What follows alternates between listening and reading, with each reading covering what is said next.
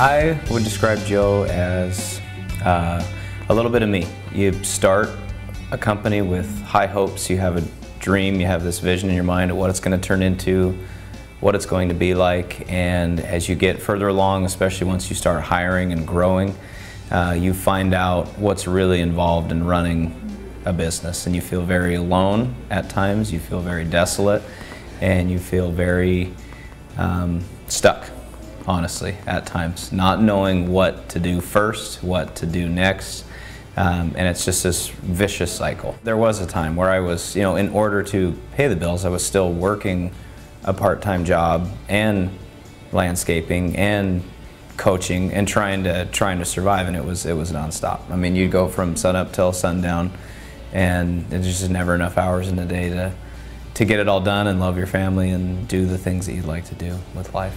I know that he worked a lot of hours, but at that time we didn't have kids, so it didn't really seem like that big of a deal, whereas now we do have a child, and if we were in that same situation where he was working as many hours as he was at that time, it would be a big issue now.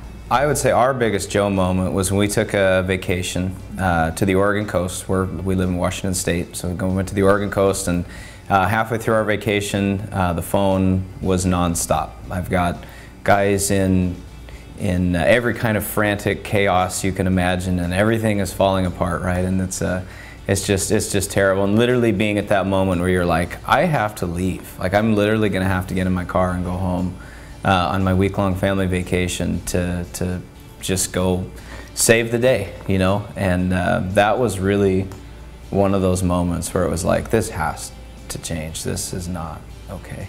We can now go on vacations and not get phone calls all day long, so that's been a plus. Yep, we've been on multiple now, and there's been no moment where I needed to come home.